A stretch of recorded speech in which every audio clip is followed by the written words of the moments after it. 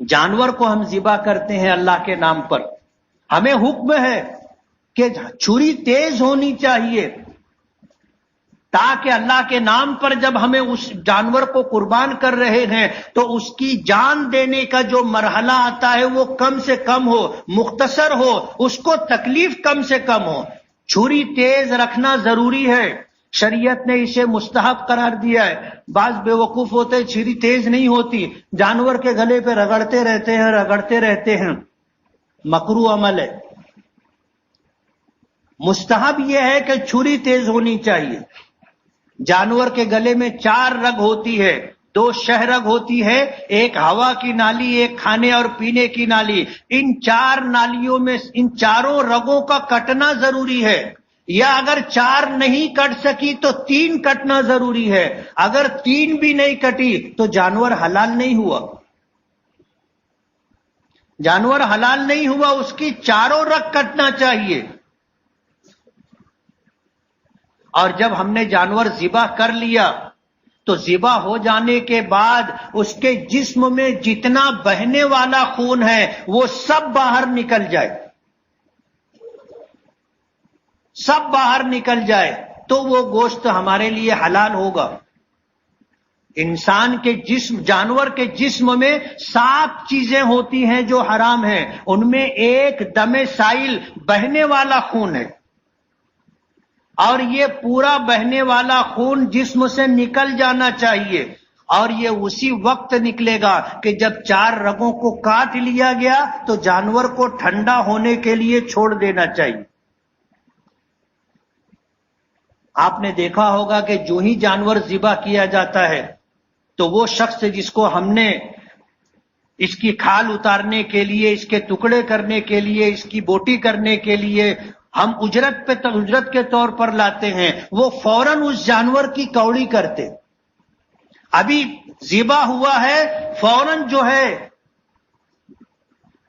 گلے سے جو ہے چمڑا کٹ کرتے ہوئے دل تک پہنچتے ہیں، اور چھری اندر ڈال کر کے جو ہے اس کا دل چیر دیتے ہیں، اور اس کی جو شہ رگ ہوتی ہے جو دماغ سے ہو کر کے جسم سے جڑی ہوئی ہے، اس شہ رگ کو جوڑنے والا ایک حصہ ہوتا ہے گردن کا، وہاں پر چھری ڈال کر کے شہ رگ کاٹ دی جاتی ہے، اس کو کوڑی کرنا کہتے ہیں۔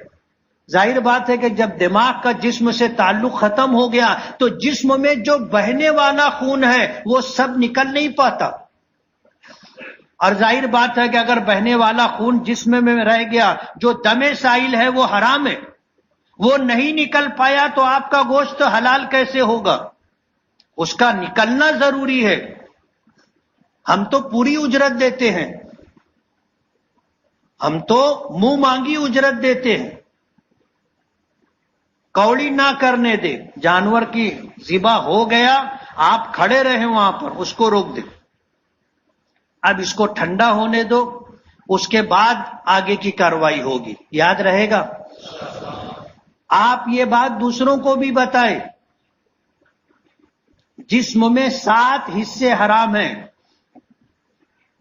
جانور کے جسم کے، اس میں سے ایک دم سائل بہنے والا خون، نر جانور ہو تو اس کا عضو مخصوص، تیسری چیز اس کے خصیتین، مادہ جانور ہو تو اس کی شرمگاہ،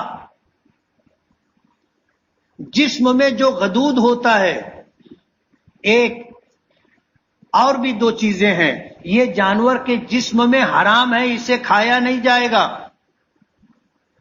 اور پکانے سے پہلے اس کو نکال دیا جائے۔ بعض لوگ خصیتین بہت شوق سے کھاتے، مرغا ہوتا ہے اس کو ذبح کیا جاتا ہے، بوٹی کی جاتی ہے، اس میں بھی خصیہ ہوتا ہے، باقاعدہ اس کو رہنے دیا جاتا ہے۔ ایک حرام چیز آپ کے سالن میں شامل ہو گئی اور پک گئی، ہمیں معلوم نہیں ہے، اور اسی کے ساتھ پک جاتا ہے اور ہم کھاتے ہیں۔